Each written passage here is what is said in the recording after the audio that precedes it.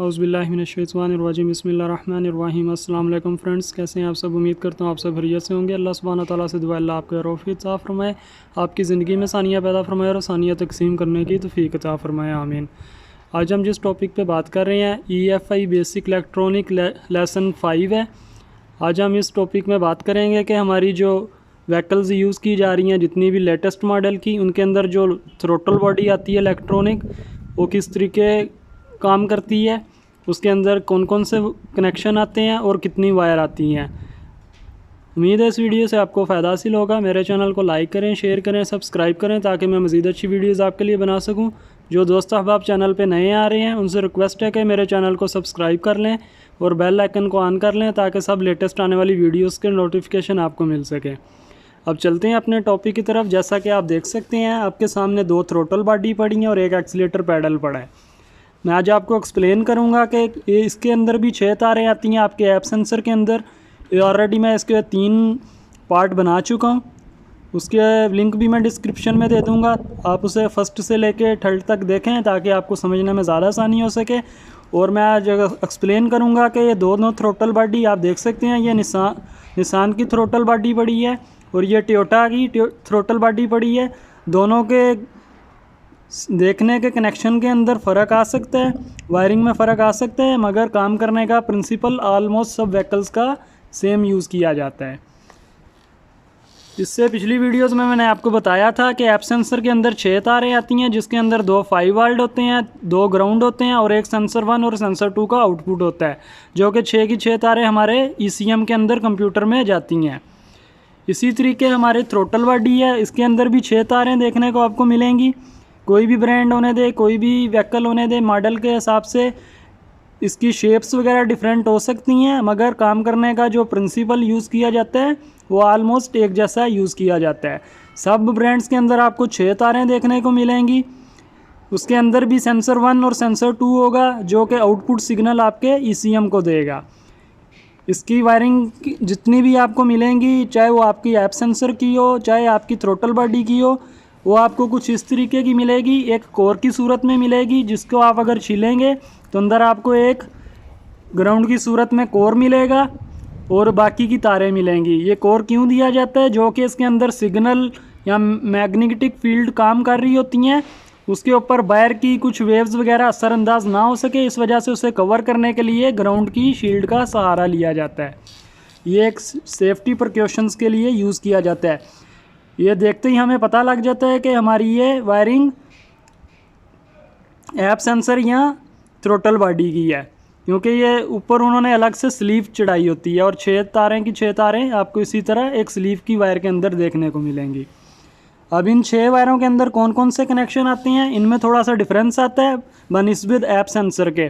App sensor की 6 तारों के अंदर मैंने आपको पहले भी बताया कि 2 तारों में 5 वोल्ट होते हैं, 2 वायरों के अंदर ग्राउंड होता है और जो 2 बाकी तारें बचती हैं वो सेंसर 1 और सेंसर 2 का आउटपुट सिग्नल होता है। इस तरीके हमारी थ्रोटल बॉडी आती है, इसके अंदर भी 6 तारें आपको देखने को मिलेंगी, चाहे टोयोटा है, चाहे मित्सुबिशी है, निसान है या हुंडई है, कोई भी ब्रांड होने दे, सब के अंदर इसी तरह आपको 6 तारें देखने को मिलेंगी। कनेक्शन अलग अलग हो सकते हैं, मगर काम करने का जो प्रिंसिपल है वो ऑलमोस्ट मिलता जुलता होता है। अब इन 6 तारों में कौन कौन से कनेक्शन आएंगे वो समझ लें। एक आपकी 5 वोल्ट होंगे, एक आपका ग्राउंड होगा, एक आपकी सेंसर 1 और एक आपकी सेंसर 2 आउटपुट का दोनों की वायरें होंगी। मतलब 4 तारें हमारी ये हो गई, बाकी बची 2 तारें। 2 तारें जो बचती हैं वो हमारी मोटर के कनेक्शन होते हैं, जिसमें एक में ग्राउंड और एक में पॉजिटिव आता है, जो कि हमारी ये बटरफ्लाई को ऑपरेट करने के लिए, इस तरीके मूव करने के लिए अंदर मोटर दी जाती है। जैसा कि आप देख सकते हैं, अगर इस सांचे को आप गौर से देखें तो इसके अंदर आपको एक मोटरनुमा शेप देखने को मिलेगी। वो चाहे आप निसान की थ्रोटल बॉडी ले लें, मित्सुबिशी की ले लें, टोयोटा की ले लें, हुंडई की ले लें, किसी की भी थ्रोटल बॉडी के अंदर आपको एक मोटर लाजम देखने को मिलेगी, जिसको उन्होंने सिक्योर करने के लिए या तो लंकी के 4 बोल्ट लगाए होंगे, और टोयोटा की अगर होगी तो आपको इस तरह की रिबट मिलेगी। अगर आप इस रिबट को ड्रिल कर लेंगे तो ये कवर ओपन हो जाएगा और इसके अंदर आपको इधर मोटर देखने को मिलेगी। और निसान को अगर आप ये लंकी ओपन कर लेंगे तो आपका ये कवर सेपरेट हो जाएगा, अंदर आपको इस जगह पे मोटर मिलेगी और इधर एक मैकेनिकल टीथ वाली गरारी मिलेगी। अब हम फिर दोबारा से रिपीट में कर देता हूँ इसके कनेक्शन के बारे में। कोई भी ब्रांड होने दे, किसी भी मॉडल की व्हीकल्स होने दे जिनके अंदर 6 तारों वाली थ्रोटल बॉडी लगी आपको मिलेगी, उसके अंदर आप कनेक्शन समझ लें। एक में 5 वोल्ट होगा, एक में ग्राउंड होगा, एक इसका सेंसर 1 और सेंसर 2 का आउटपुट होगा, और 2 तारें जो बाकी बचेंगी वो आपकी मोटर के कनेक्शन होंगे जिससे आपकी मोटर ऑपरेट करती है बटरफ्लाई की। इसके ऐप सेंसर के मुकाबले थ्रोटल बॉडी के अंदर उन्होंने एक 5 वोल्ट और एक ग्राउंड को यूज़ किया है, जबकि इसके अंदर हमारे 2 5 वोल्ट और 2 ग्राउंड यूज़ किए जा रहे हैं। ये एक सेंसर 1 और एक ही करंट सेंसर 2 को भी अप्लाई करेगी, और एक ही ग्राउंड सेंसर 1 और एक ही ग्राउंड सेंसर 2 पे भी अप्लाई करेगी। इस तरीके थ्रोटल बॉडी के कनेक्शन 6 के 6 तारें आपकी ECM से ही आएंगी। निसान में और टोयोटा में थोड़ा सा डिफरेंस दिया जाता है थ्रोटल बॉडी के कनेक्शन के हिसाब से। वो इस तरीके दिया जाता है कि जो आपकी निसान के मॉडल्स आते हैं उनके अंदर आपकी थ्रोटल बॉडी को ऑपरेट करने के लिए एक रिले भी दी जाती है, जो कि कुछ मॉडल्स के अंदर आपकी एक्स्ट्रा बॉक्स लगा होता है, फ्यूज़ बॉक्स, उसके अंदर दी जाती है। और कुछ मॉडल के अंदर आपका जो IPDM इलेक्ट्रॉनिक फ्यूज़ बॉक्स होता है उसके अंदर दी जाती है। जबकि टोयोटा के जो मॉडल्स आ रहे हैं उनके अंदर रिले यूज़ नहीं की जाती, डायरेक्ट कंप्यूटर से ऑपरेट की होती है, और उसके अंदर आपको ETCS का एक फ्यूज़ मिलेगा। अगर तो आपको वो फ्यूज़ का कुछ प्रॉब्लम आने की वजह से थ्रोटल बॉडी फ्यूज़ ब्लून हो जाएगा, बर्न हो जाएगा, तो फिर भी आपकी थ्रोटल बॉडी काम नहीं करेगी और आपकी गाड़ी कोड ले लेगी, एक्सीलेटर पैडल काम नहीं करेगा। इंशाल्लाह मैं वक्त के साथ उसके ऊपर वीडियो बनाऊंगा और आपको सारी चीज़ें स्टेप बाय स्टेप एक्सप्लेन करूंगा ताकि आप लोगों को काम समझने में, सीखने में ज़्यादा आसानी हो सके। मैं एक बार फिर रिपीट कर देता हूँ। हमारे ऐप सेंसर के अंदर 2 5 वोल्ट, 2 ग्राउंड और एक सेंसर 1 और एक सेंसर 2 6 तारों में यूज़ किया जाता है। बनिस्बत थ्रोटल बॉडी के हमारे 5 वोल्ट, ग्राउंड, सेंसर 1 और सेंसर 2 और 2 मोटर के कनेक्शन यूज़ किए जाते हैं। तारें सब में 6-6 यूज़ की जाती हैं, मगर कनेक्शन में फ़र्क आता है, ब्रांड के हिसाब से ये बदलते रहते हैं। इंशाल्लाह इससे नेक्स्ट वीडियो के अंदर मैं मज़ीद आपको अच्छे तरीके से थ्रोटल बॉडी से रिलेटेड एक्सप्लेन करूँगा ताकि आपको समझने में ज़्यादा आसानी हो सके।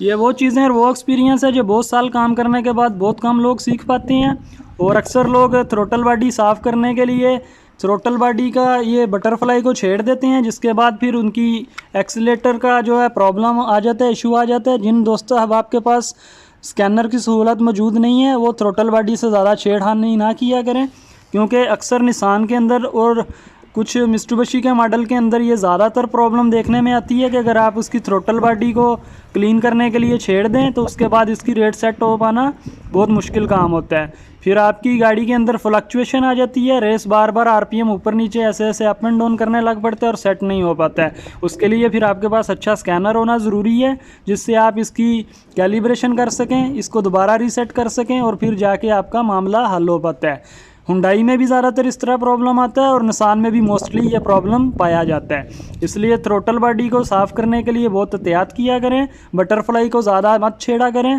ताकि आपको मुस्तकबिल में किसी किस्म की परेशानी का सामना ना करना पड़े।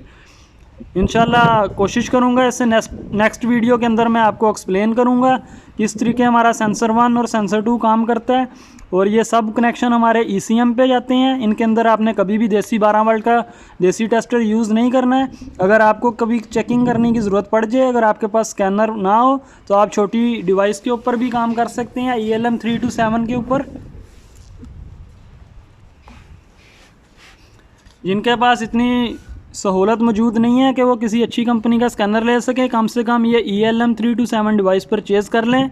ये पाकिस्तान में तकरीबन 2500 के करीब मिल जाती है, और गल्फ़ में भी तकरीबन आपको ये $10 से $12 $15 के अंदर मिल जाती है, और ये बहुत अच्छी चीज़ है, इसकी परफॉर्मेंस बेस्ट है।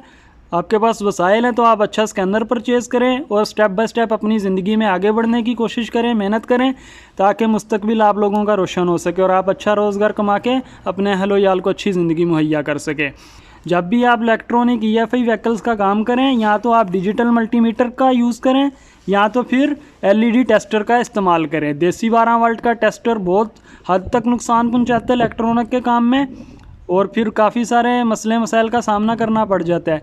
ये इसकी LED टेस्टर बनाने की 2 से ज़ायद वीडियो मेरे चैनल पे मौजूद हैं, मैं डिस्क्रिप्शन में उसका लिंक भी दे दूँगा ताकि आप इजीली देख के अपना LED टेस्टर बना सकें। 5 वक्त नमाज़ पढ़ें, कुरान पाक पढ़ें, तो बस इस्तग़फ़ार करें। अगर किसी के साथ नेकी और भलाई करने का मौका मिलता है तो ज़रूर करें। अपना इल्म दूसरों के साथ बांटें, ये सदका जारी है। अल्लाह सुब्हाना ताला ने हर इंसान का रिज़्क़ तकसीम कर दिया हुआ है। किसी को काम सिखाने से या बताने से आपके रिज़्क़ में कमी नहीं आती, और ये अल्लाह ताला का फ़ज़ल और एहसान होता है कि वो अपनी महलूक में से आपको मौका देता है कि आप अच्छे अमल करके रब की कुर्बत हासिल कर सकें। इसलिए खुदारा अपना इल्म बांटा करें, लोगों के साथ एहसान किया करें, ताकि इस दुनिया से रुखसत होने के बाद भी आपके नामा माल में अल्लाह सुब्हाना ताला अमल सालिहीन लिख सके। अपनी दुआ में मुझे भी याद रखिएगा। अल्लाह हाफिज़।